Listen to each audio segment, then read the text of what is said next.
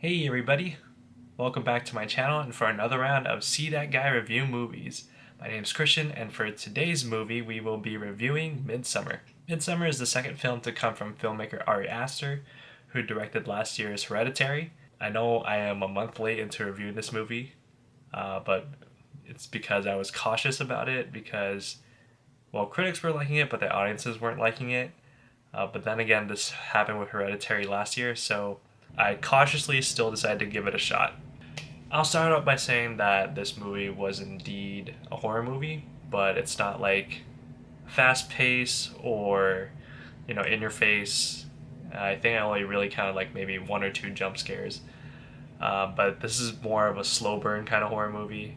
It's more dramatic and underneath the surface. Within the first 10 minutes of the movie, there is something that happens, and it serves as pretty much the motivation and background for each of the main characters, and mostly dealing with the main two, which is we got Florence Pugh playing Danny, and we have Jack Reynor playing Christian. So Danny and Christian are the main couple of the group, and they're shown to be like very uneasy going in. Florence Pugh has by far the most fleshed out character in the movie. You really feel for her, and you can see what she's going through. I guess at the beginning, she's pretty much sad and depressed, and you know why. And you think it's gonna be annoying, but it's not. But then when things start going in her favor, you can really see her character growth.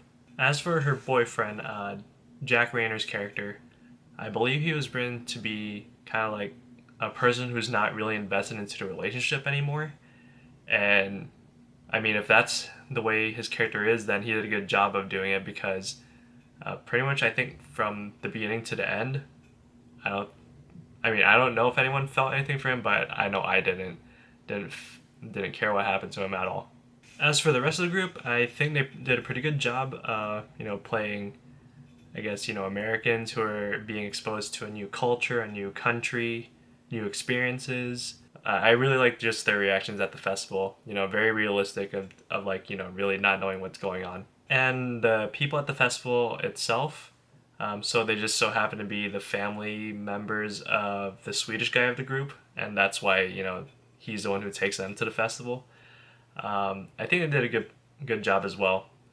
Really establishing like the atmosphere of the place. Really, it was kind of like another world, except with a bunch of Swedish people. But then they're all just having fun. And the festival itself looked amazing. So I kudos to the production team who put the whole area together. The first thing you really notice is that it's bright and everyone's dressed in white. I felt like at one point I just wanted to put my sunglasses on just to prevent my eyes from getting burned out from how bright this movie is. You could tell that they really set up the place to be a place that looks nice and perfect on the surface, but it's like almost too perfect to be real. I'd certainly, think I'd like to visit this place, but also at the same time very cautious of my surroundings, just because you never know what happens in the wilderness. I really like the energy of the festival. I don't really know too much about Sweden or real midsummer festivals, but it all looked great to me. I really didn't know what to expect from this movie, but after seeing that opening picture at the beginning, the plot was pretty straightforward, and I had a feeling I knew what was going to happen at the end. In a way, it was predictable, but I think there's just enough things thrown into the movie to keep you guessing what's going to happen.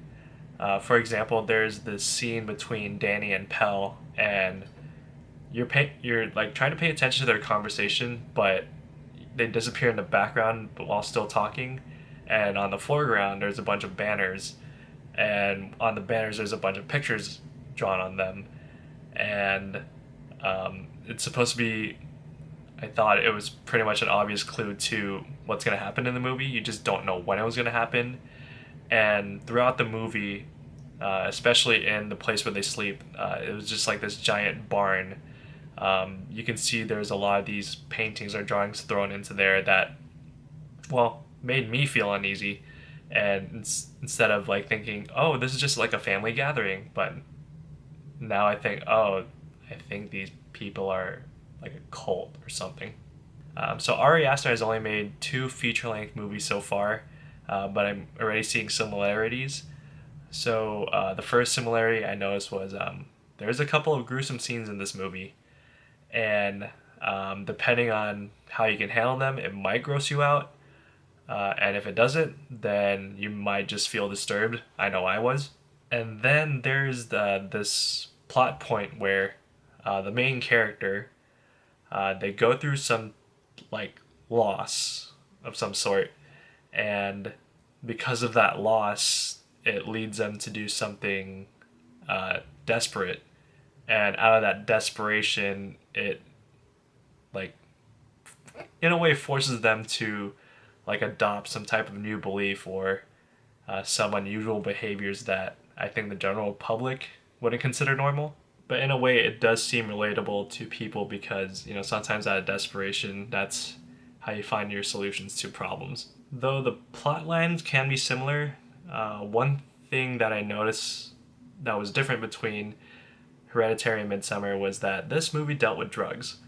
I'm not sure if the characters were supposed to be like high half the time, but I think that's what definitely drove them to do some of these, you know, crazy things that I don't think people would normally do.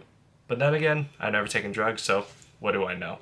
I do have some negatives about the movie, but since this is an unconventional horror movie, your opinions might differ from mine. What really turned me off was how long this movie was. It clocked into almost 2.5 hours. I think for the most part it came from scenes that were shot a little bit too long. I'm pretty sure the director did this intentionally so that we can enjoy, you know, the scenery, the festival, just how it looks, and it looks very nice. But you could have cut maybe, well, at least for me, like 10-15 minutes out of this movie. Also, there was this small plot point between two of the characters, so between Christian and Mark, and it was regarding, you know, they're graduate students, they're anthropology students, and so their reason of going on this trip was because they were going to do a thesis. Mark wanted to do a thesis on the festival, and then Christian wanted to do a thesis on the people who are doing the festival. So in a way, it's like there's like an ethics issue going on, which I believe in the real world would be a real problem. It doesn't really do anything moving the plot forward. Maybe causes distrust between the characters, but really, I thought it was, I don't know, it felt out of place. Also, you know, since this is a horror movie, there are people that disappear throughout the movie, and the main characters address it. You know, like, where's this person? Where's this person? Like, as soon as they're missing. But then it's like after about, I guess in the movie it seems like if an hour passed, then there's like they don't really question it. So I don't know. For me, I thought that was kind of weird. Though this movie is disturbing and unsettling, I would say this is actually still a good movie. Would I watch this movie again? No. But I gotta give credit where credit is due. What I've seen so far from Midsommar and from Hereditary is that the director really likes to focus on emotionally unstable characters and then put them into situations where, you know, out of their desperation, they would do these things that I think people in the right mind would avoid.